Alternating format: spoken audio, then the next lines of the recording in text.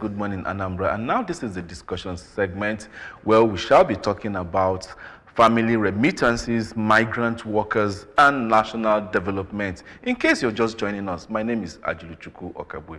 My name is Jama Uche. Do you know what is family remittances? Of course, you should know because it does appear everybody in Nigeria is now depending on remittances.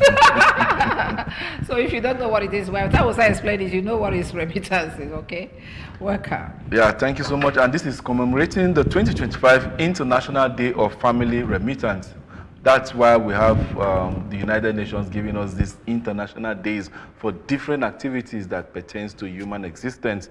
And we have in our guest this morning, John Ifejika, who is a public affairs analyst.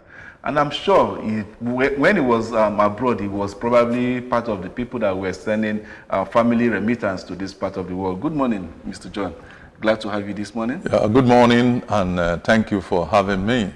It's good to have you here. Welcome. Yeah, thank you. And then when he was abroad, he was part of people that were sending remittance. And now that he's here, he expects remittances from abroad. Because he was telling us about the alert that he saw last night. I thought it was money.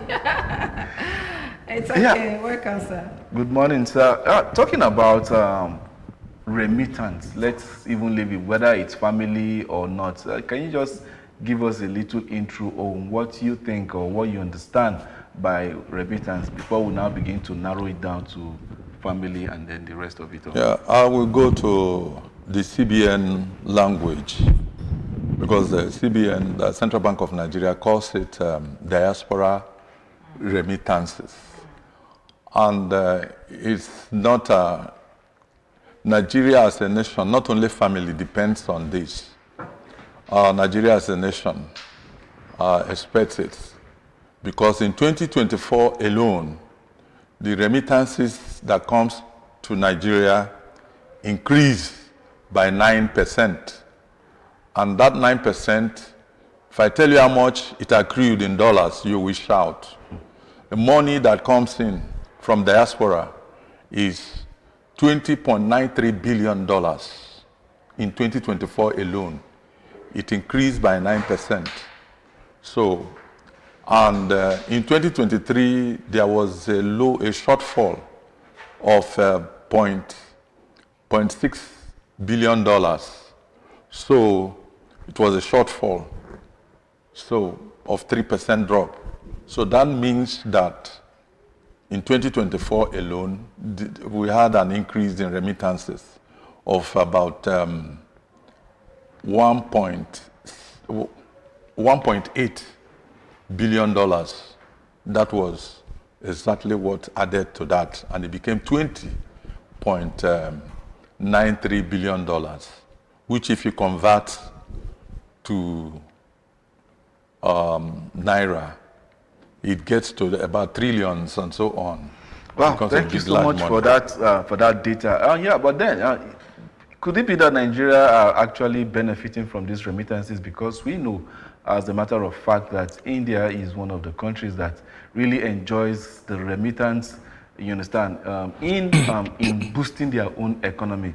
And they do invest in sending their very best heads abroad in order to go there, work, and then make some remittances back to the country in order to boost the GDP. Can you see Nigeria towing that line in, rather than this Japa syndrome, where Nigerians will now think of harnessing the potential, making the education system in this part of the world good enough for our students to go and compete with their counterparts abroad, and then bringing this, let's say, diaspora remittances in boosting the economy of this country?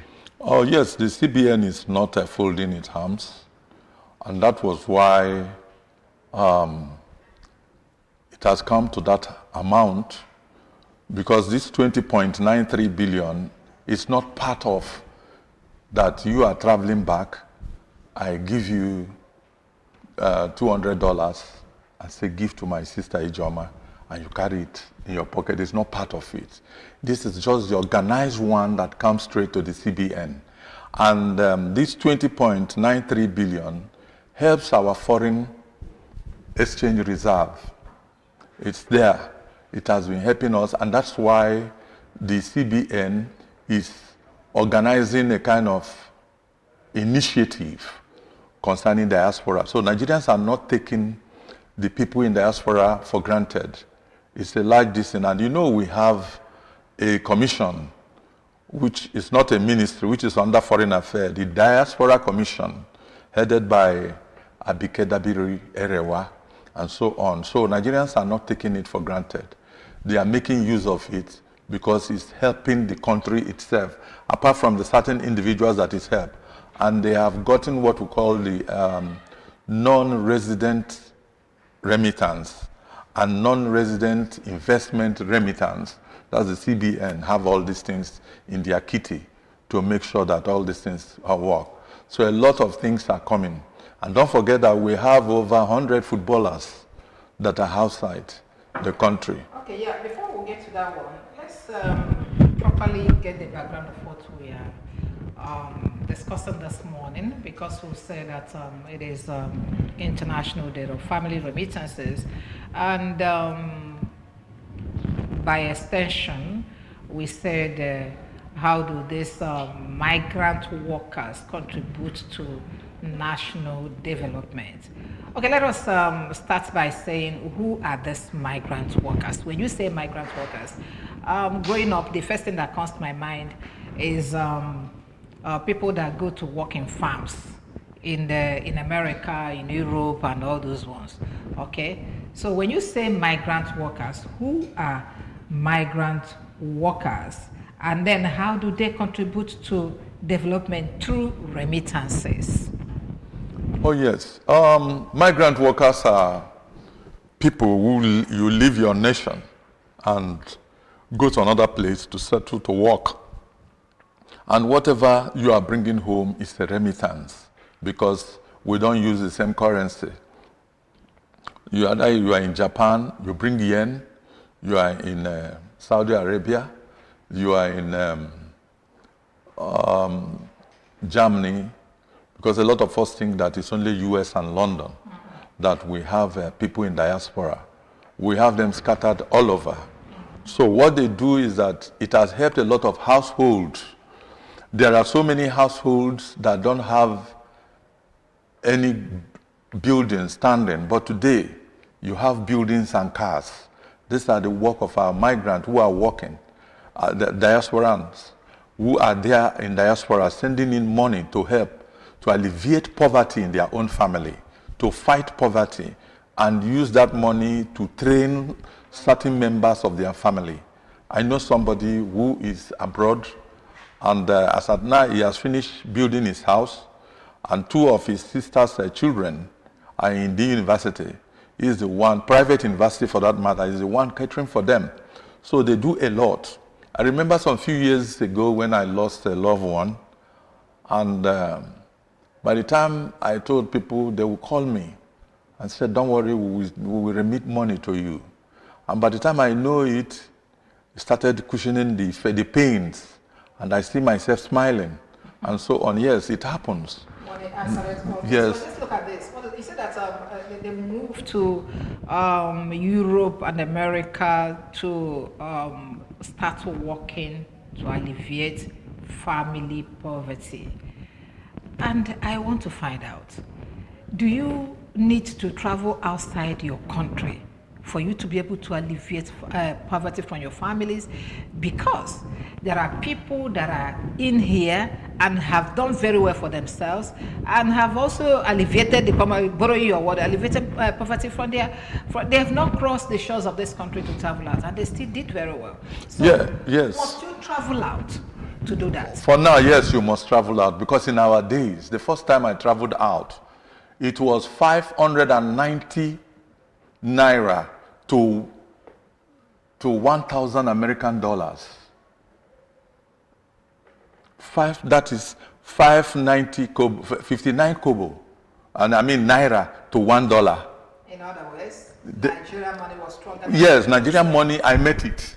I wasn't told. I met it, I saw it, I used it. So by the time you get your basic traveling allowance, you find out that with little Nigerian money, at that time, some of our students in America, when they get stranded, family people contribute money and send to them. But today, when you get $1,000, it's equivalent to 1 point something million naira. So you find out that Nigeria no good, Nigeria no good.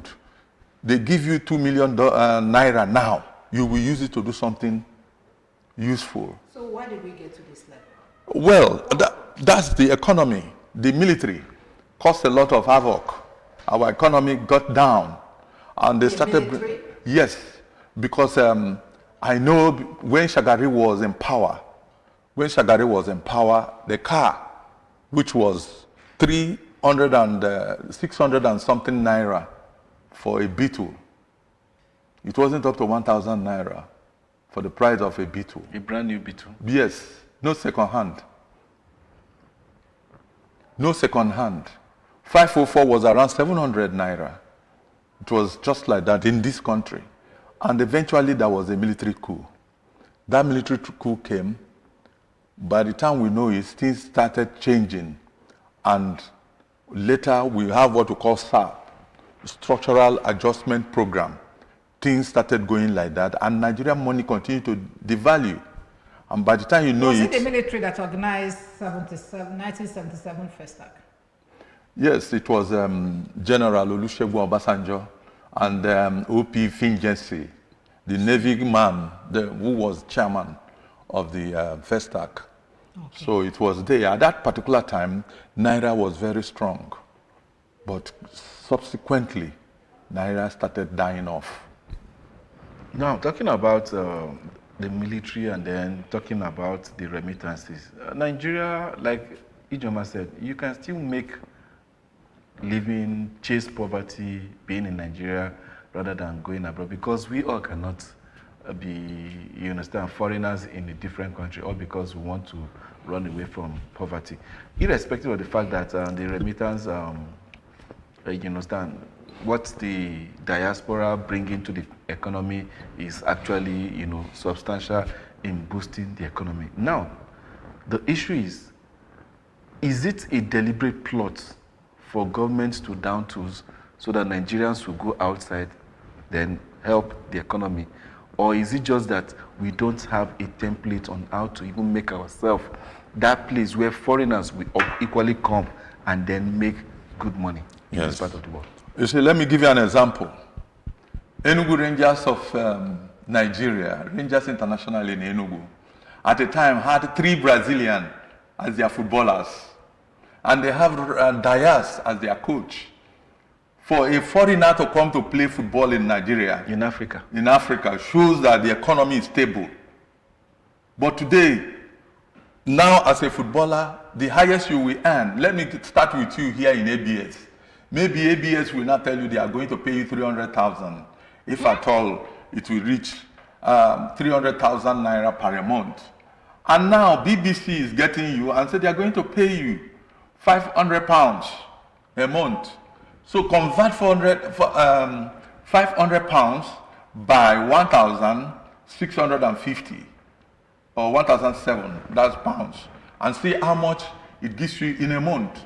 It's giving you almost 3 million or more, isn't it? So you find out that staying in Nigeria with all your degree is not helping matter. So what you will do, you check out and you move out. Like and, Andrew. Yes, and get that money.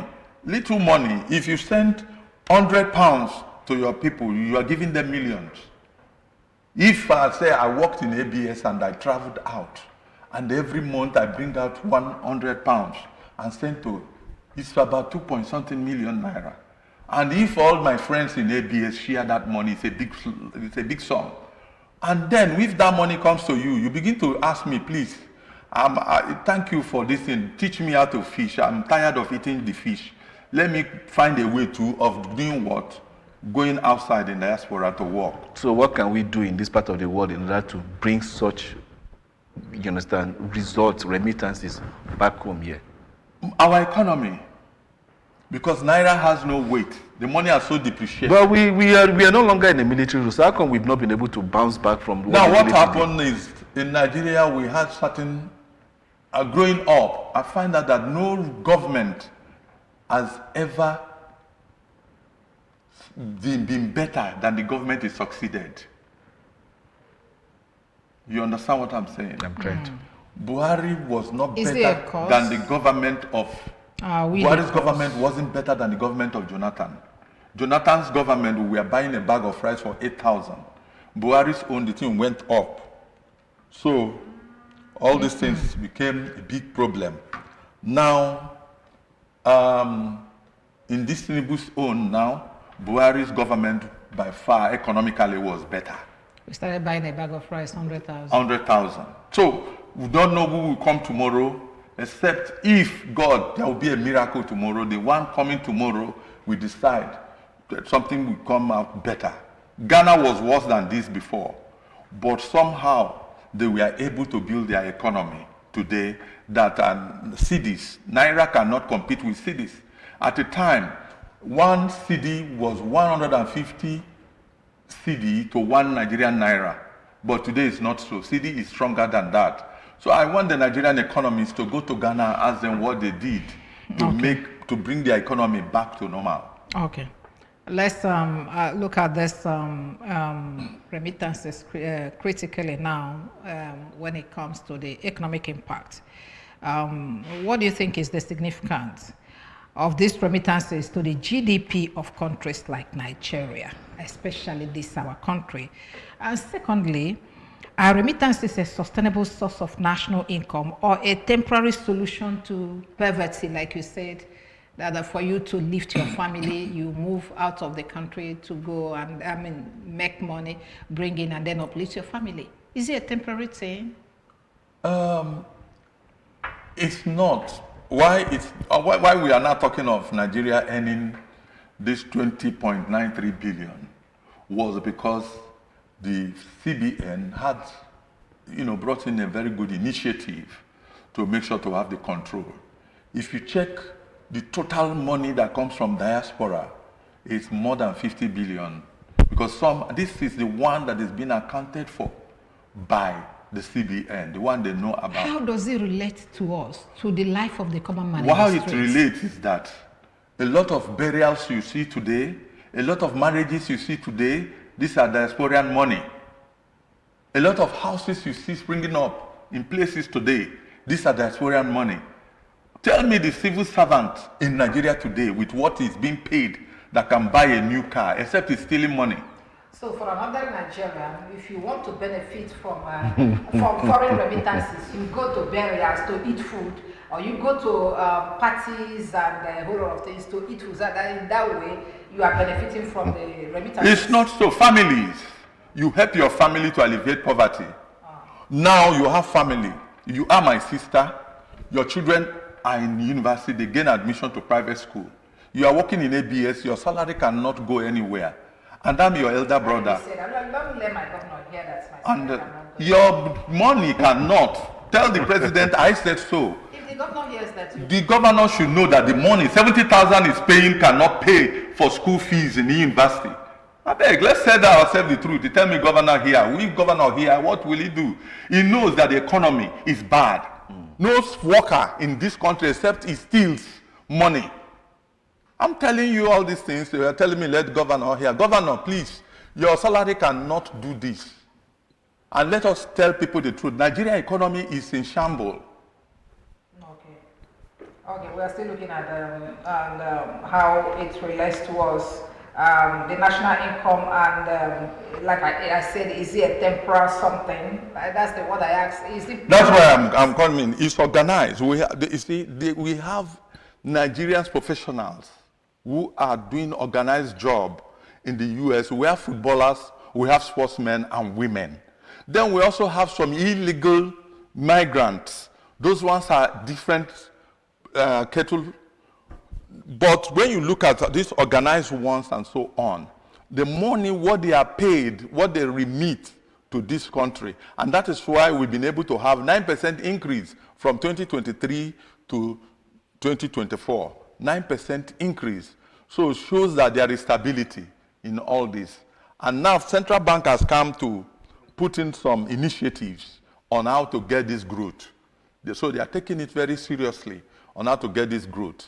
And banks also are happy about it. They are smiling because it helps them in their foreign exchange. So Nigeria is smiling, and Nigeria seems to be, cashing in on what is actually happening with the International Day of Family Remittance.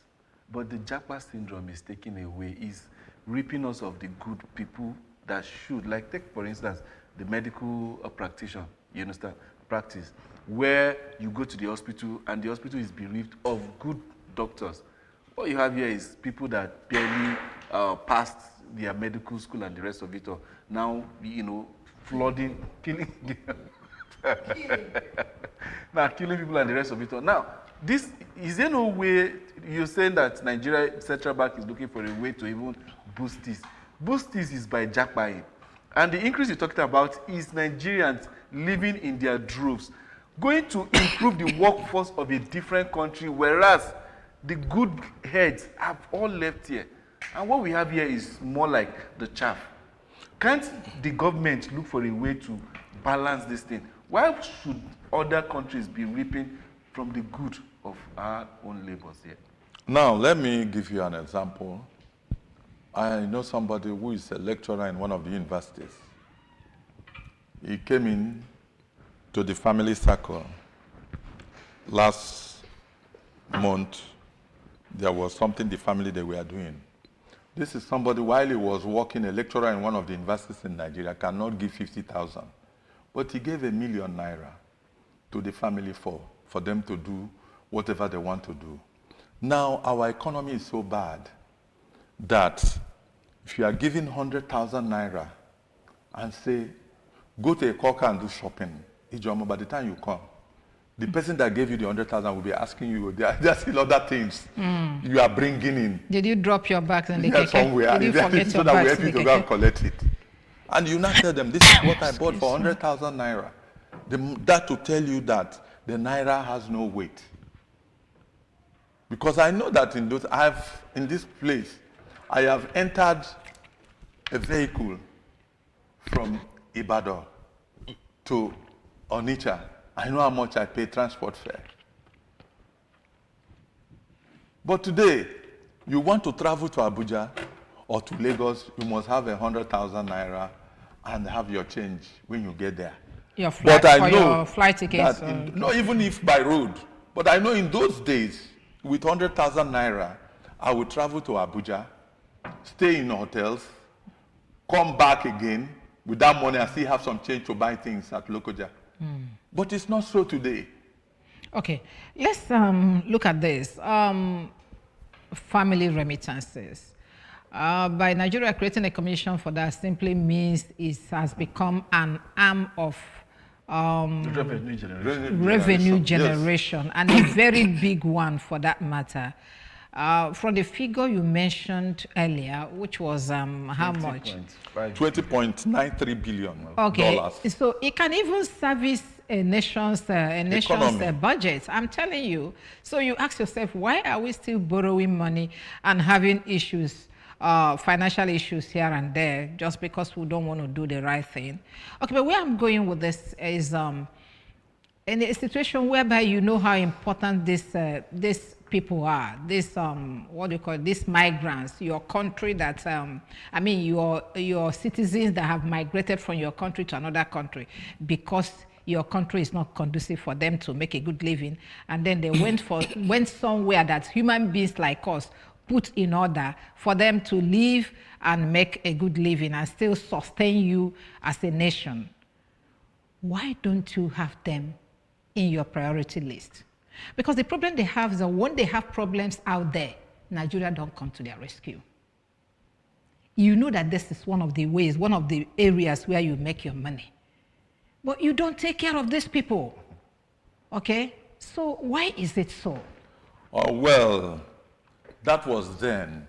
Because when Nigeria began to know the importance of all these things, Nigerians was able to form the Diasporan Commission. And once the Diasporan Commission came in, immediately they started doing work. I remember Nigeria intervened in Indonesia when some of our boys were to be executed. And then, if you are a Nigerian, you should also know that, like what the Americans do An American was kidnapped in Niger, and American soldiers begged Nigeria for airspace, and they landed in a town very close to that place. And they went in a commander way to bombard that place and rescue their own citizen and brought back to Nigeria, and they flew back to America. They did that. Why? Because the man, the citizen, is noted. The list is there. Most of our citizens in most countries where they are, they don't have the correct papers. You see? They don't have the correct papers. So when you ask them, because every Nigerian that is in Dubai today that came officially has their name in the embassy. Initially, before Dubai had their own embassy, Kuwait embassy, Nigerian embassy in Kuwait was taking over those areas and so on. So some of them came as illegal. They don't have paper. So it was difficult to document. It's difficult to document. And that's exactly the problem that Trump is having with some of these African countries, including Nigeria. Yes. Now, we don't know how to start working with you when your data is not specified. Yeah. So that's our problem.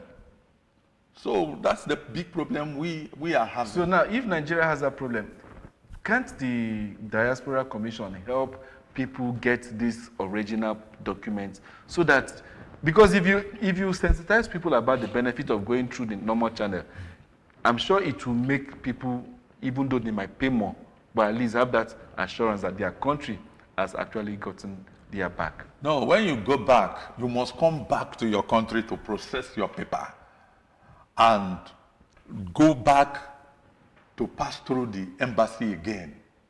So it's a difficult thing. Maybe you have stayed in America for 10 years. No, how do you mean? How do you mean coming back? Yes, if you go as an illegal citizen to America, okay, you spend 10 years or 20 years. Once you leave that country, you are no more entering again because you are carrying what we call overstayed visa. You have overstayed How your did he visa. even get in as an illegal? He came in as a visitor. Oh, okay. That they gave him visa for 3 months or 1 year. And he came in and started working. And he couldn't manipulate the visa and so on. So it became a big problem for him. So for him now to be repatriated back to Nigeria, he will come back to do a fresh paper and go to the embassy to get those permits. That is what I'm saying. Can't the Nigerian Diaspora Commission come in and now help these people process it, rather than coming back to Nigeria? Now make it original for the person, since he has stayed there for a length number of years. And they have economic because value. this young man too is definitely remitting money home, and Nigeria it has economic value. Exactly. That's what Nigeria I say. is benefiting so from having this that remittance. in mind, you It should has help economic him. value. Yeah. So what you are saying is making sense. That is the Diasporian Ministry of Diaspora. The commission, yeah. The commission will now go straight to Nigerian embassies, give them certain forms for them to fill. They come there. Make life the easier embassy for now these make people. life and work liaise with the U.S. embassy Or with whatever country. whatever this country they are in. Exactly. And that will make them to be listed citizen in that country, and they go straight to work and so on. You just talked about an American being rescued in Niger, seeking. Do you know the process of doing all of that thing for just one person? Then you're talking about people that remit 20 billion into your economy. Now you talked about that money even being a far cry from the actual amount. Actual amount. You understand? So that means there are some that it's are like not the illegal. documented. The illegal is more than the legal. Some are not documented. A whole lot of them. With the whole lot e-banking of them. and a whole lot of things that's going on now. Yeah, they don't they go are through normal bringing process. a lot Some of even money come in coming. raw. Yeah. They come in raw, you know. Yeah, that's what just I'm like saying.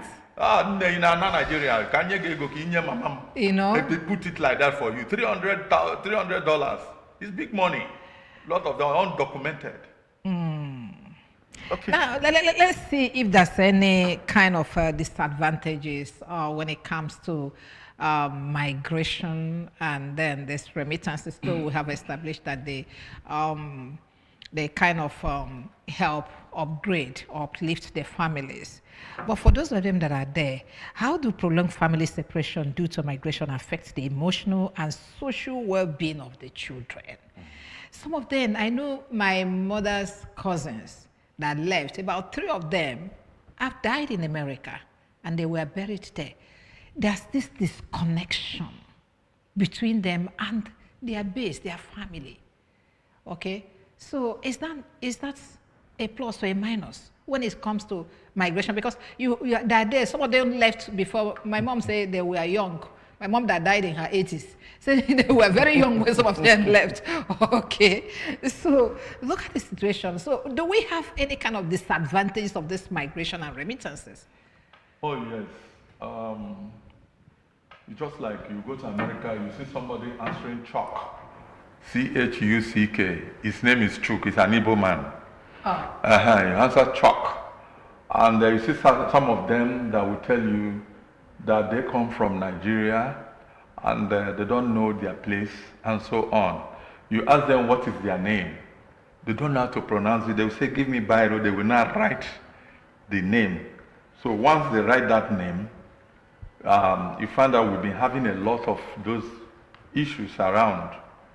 We have them and so on. It has caused a lot of problems that some left. Their mom waited for them to come back. They never came back. And their mom cried and died. Without seeing, Died heartbroken without seeing their children and so on. It's very, very important that if you have, I know a man in one of the neighboring towns. He went to the US, he married a white woman, they had 4 children. Then his family called him, he was coming back and going, the family said no, but then it was getting late and they married for him. And as they married for him, that wife did not give him a child. The man died. Not too long, the woman died. Today, the family is planning with what to do with his building. His brothers, they all have their own money. They are not interested in his own. So they are thinking on what to do, whether to give it out or whatever. And there's nobody again that they will give the inheritance. So his children, they don't even know where those white children are. So they've lost. So it's for when you have a family that is abroad, make sure there is that connection. Always calling yourself, talking. Encourage them to come home. We'll talk to some people concerning what we are discussing today. Let's feel their pulse, and then when we come back, we'll start concluding.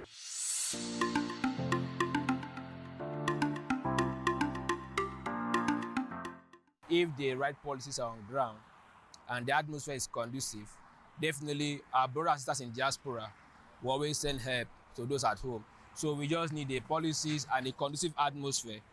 Once that is in place, those in diaspora will send help at home that will give those living at home that's sustainable growth they need or they aim for. So we need the right atmosphere and a conducive environment with the policy on ground for them to send help at home. They are afraid to send money to Nigeria, maybe to their relatives, because the way their relatives treat them, because without knowing how he suffered there to make money, or what he went through in making the money, some of them will send money here. Their brother will use the money to take title. Maybe they will tell you to build house, buy land, or use the money to do some development. Their brother will go to the hotel and squash the money. Some of them will even go diabolic, to make sure they do something diabolical to make their brother not to come back and ask for the money.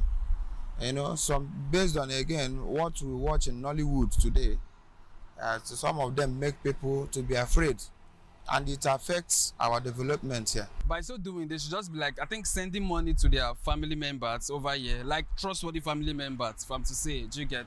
So they will actually have something to fall back on when they get back to the country. And it has to be like trustworthy family members, because some family members are actually something else. We can see the news going around everywhere. That somebody, if I'm to say, I don't really want to go into that, but I think it's very important for them to just invest through their family members. Doing something meaningful in Nigeria because of the economic situation of the country and the insecurity that is ravaging into our youth and the economy. They will tell you, no, I can't waste my money it's the better I go to other African countries and go and invest. You get me?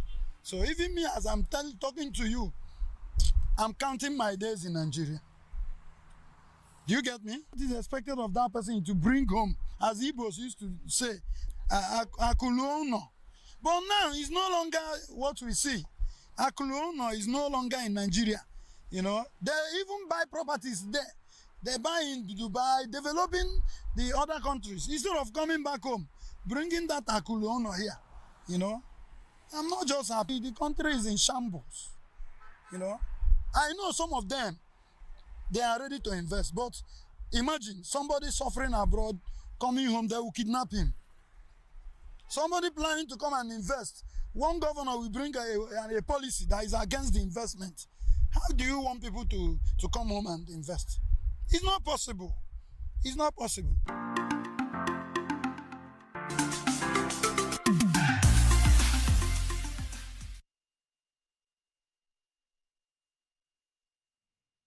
We heard it from our street parliamentarians. They're talking about the benefit of remittances from diaspora. And the young man Ubon out there was saying that he's already counting days in order to live and then bring his own remittance back home. At the same time, like I said earlier on at the intro, we see countries like India specifically, where they make diaspora remittance a huge source of income.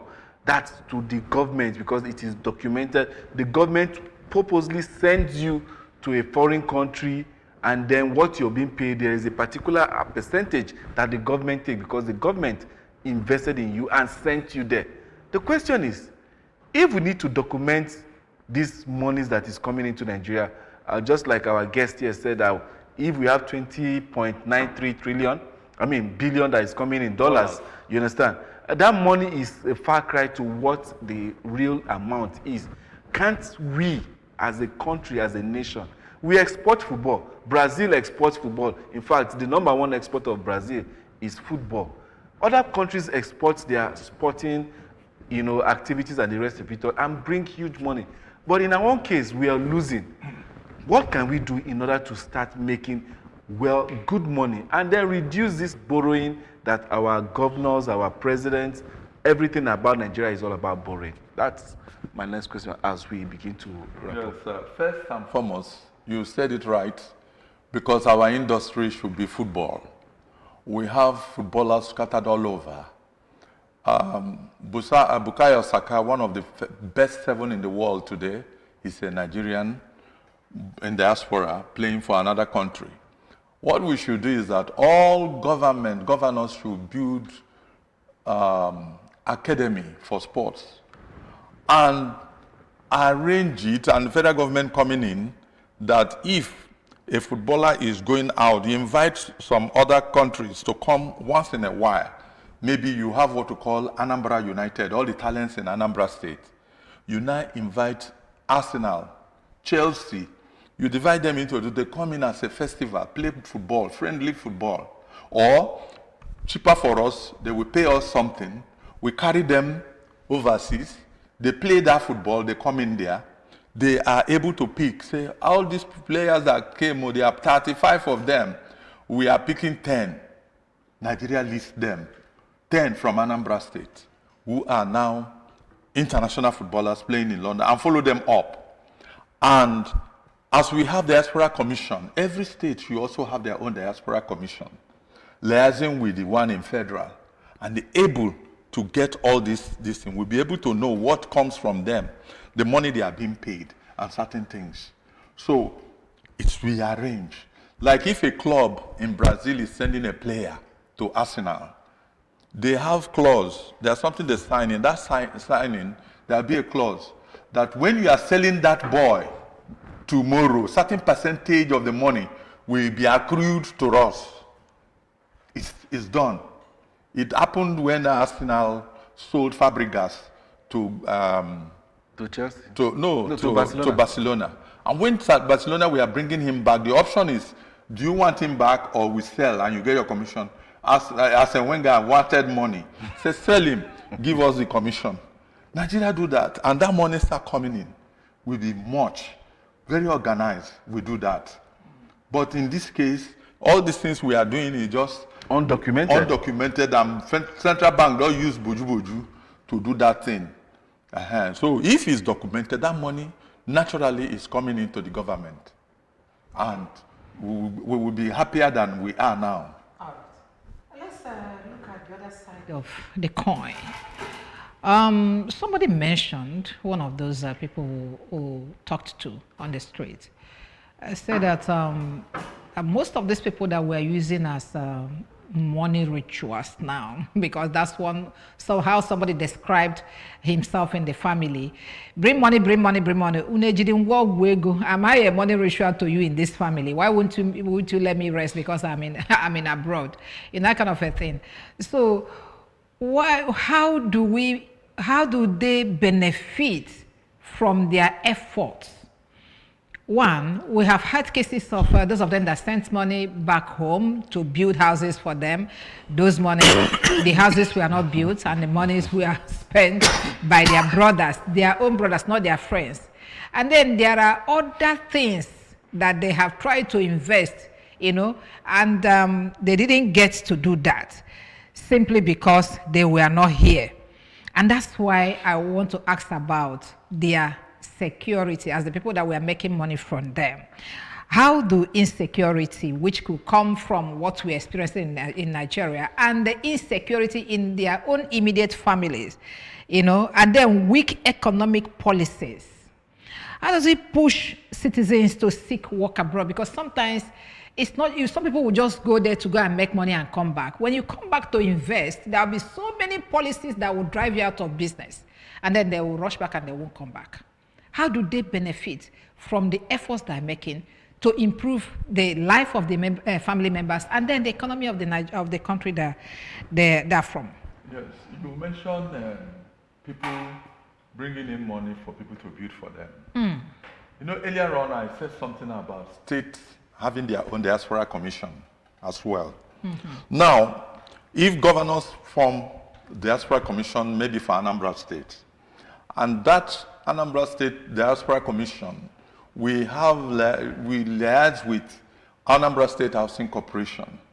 In case you want a house, you give them the plan of the house you want to.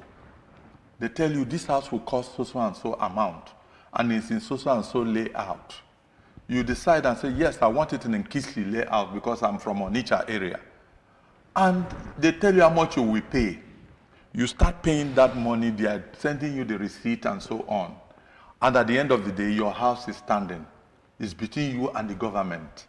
Rather than give it to a family member that we spend the money, and when you come, we'll be giving you false pictures that are not your own. By the time you come, they will give you a new lesson. By the time you come, they will want to kill you and for you to die. All you do is that you go to the government because it's now organized, and go and get your own house. If after seeing your house, you don't want to live there immediately, you look for a tenant that stays there and be remitting money to you. You know that you have your own house. Maybe you have your own boys' quarter where you stay anytime instead of going to the hotel. You stay there and do all these things. So with that, it helps. And then for people who want to go, states should also be listing names of their people who want to go in different places. There are so many places where you have opportunities, and they will tell you, you go to that place and so on. You don't just go, people see, now you come out, maybe you've been in Dubai, and maybe Dubai was where you schooled. You have the opportunity, and I heard you are in Dubai, I want to go to Dubai, without knowing how Dubai is like. That's where, when some people go, they get stranded. And some of our men, our people in diaspora, are in prison. Some of the prisons abroad are paying $250 a day to prisoners. So it's as good as not working. So if you are going for 5 years imprisonment, so check $250 a day, times it by the number of years. By the time you are coming out of the prison, they're giving you money that will keep you to come back home. You are in jail, and they're paying you for being in jail. Yes, you are being paid. No matter the crime, the crime you committed. Whatever crime you are paid. Some countries have it that way. So it's better you be in jail And by the time you stay, You don't have, there's nothing like freedom. You don't have your freedom then. So you didn't go to abroad, you went to jail. Okay, I think I need you to talk to our people, the way they handle their brothers they come back from outside. That's this story we heard about the guy in Imo State that they went to show him his property. And then the man got shot. They kidnapped the wife. Of course, we know it was a palace coup or whatever. So from the so-called agents, because that was what we started hearing later, that thing was manipulated because they didn't buy any property for him and they wanted to bring him down. Okay? So how do we ensure the security of these guys that are helping us to do a whole lot of things? And then they come back, they don't have a home. They don't have a brother in their brothers. Okay? You are scared of your brother. Maybe because he has been able to achieve one or two things, he has been able to buy lands here, do this or do that, or put this on there. And then they want to bring him down so that they occupy those things because just like we said earlier, that most of them that have these children abroad, those children are not ready to come back. Okay, so they see him as a target, whatever he puts in here, we'll remove him and then we'll enjoy those things because the children may not really come back. Talk to your brothers. Well, first and foremost, it's a terrible thing and wickedness for my brother to give me money to buy land for him, and at the end of the day, I squander the money that he suffered, and by the time he comes home for me to show him his properties, I decide to kill him. Such a thing, you may escape it here, but God that created such a person will never, never forget you. He will not forgive you for that. So it's very, very important and it's very, very good that if we have relations that are abroad, all we do is to make sure that we help them and develop that land for them, that when they come, they see a place where they will settle. Because it has not been easy. Don't think that they are doing white-collar job over there. Some of them are birthing old people in the old people home. Some of them are doing 3 jobs. They will do security in the morning from 6 o'clock to 2 a.m. and 2 p.m. And they will go home, go to school. And from 6 o'clock, they come to shopping malls and do security work and sleep there. Because they don't have that comfort, they don't have that home. Where they do their security job is where they sleep. And tomorrow morning, by 5:30, they've gone to some offices to do cleaner's job and clean up, and so on. 3 jobs. And they do all these things, they suffer it. And by the time they send you money, you are not, just like when you are a church person, you are a priest in the church, and they bring in money, and you spend their money, say it's God's money. It's not God's money. What you are doing, God will judge you. So I will advise our brothers, our sisters, that if our people in diaspora send money, we should please, as a matter of fact, utilize that money for them. Make sure that something good comes from it. And that gives us joy. Because what you do, there is karma. It will come to your own child. In your life, you won't die. You will see it happen to your own child. So let us be very careful and make sure we encourage them, because life is not easy for them over there. Okay, I don't like this, what you do coming to your child. The child did not do it. It's even in the scripture, somewhere in Elijah, don't ask me where it is, somewhere in Ezekiel, that time has come when you say that the goat will eat whatever, and then the teeth of the child will decay. If you commit any crime, you will pay for it. I am not part of your crime, so I'm not going to pay. You understand? If you kill your brother or you harm your brother because you want to take his money, I won't pay. You will pay for it here and beyond. But yeah. Of course, moreover, if you pay and then you get to go to prison, Nigerian prison, they pay dollars. Nigerian prison will pay dollars, as in you will be denied of your freedom and then you face the consequence. That's how we roll in this part of the world. We don't pamper people for doing evil. We make sure you face the wrath.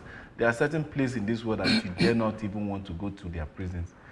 is places like Southeast Asia, Turkey, especially maybe on drug-related offenses. You, in fact, you prefer to die than to enter their prisons, not the American prison or the European prison where they give you money and then give medical checkup for you and the rest of give you good food. So what else? No, we have to go. Okay. Yes.